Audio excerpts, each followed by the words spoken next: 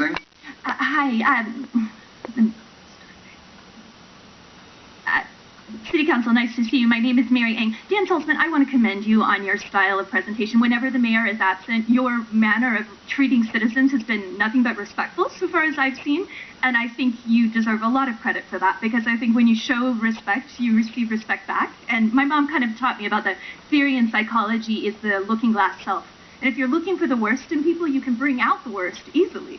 So I really thank you for that. And for these applicants or nominees, I want you to keep very much attention to the latest report from the DOJ. It is a very dense document, a lot of very heavy acronyms, but there's some very interesting points regarding the utilization of a neo-Nazi to harass Jewish people at the police accountability meeting with the Citizens Review Committee. It's very coded language, but you can find this on page 107 regarding using a neo-Nazi to assault the accountability process.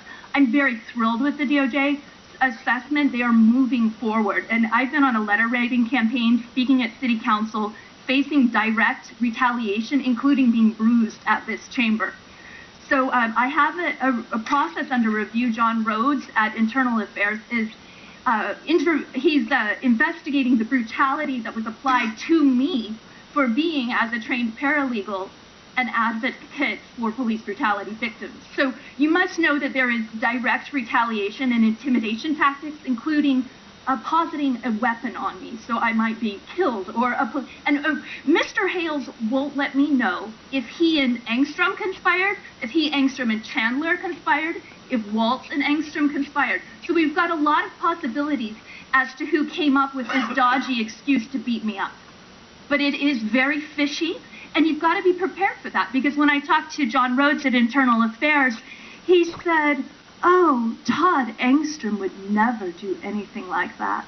And you know what I said to him after he had covered me with bruises is, "Well, I've heard a lot of things about you, Todd Engstrom, but you're a perfect gentleman," which was a stretch of the truth, because he was not treating me like a normal Swedish man, because in Sweden, we have gender equity. So I asked him, "Well, are you Swedish?" And I said, "I'm Norwegian." So then I was kind of like, wow, these American Scandinavians really aren't up to par on gender equity. This is quite unusual, because I've actually studied policing memoranda from SAPO, from the Swedish police, because I find their progressive ideas about gender balance very important. And I have to make it known that on our COAB testimony last night, we went after Marshman's choking of his son, his stalking of his ex in police uniform.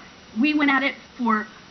Rosenbaum and Watson were so exhausted from Jonas Geisler and the citizens that we kept after them. No woman in her right mind would go to a police force that involves a child-abusing, choking stalker for a chief, at back to back with a shooting scandal with alcoholism and a cover-up. Okay, next.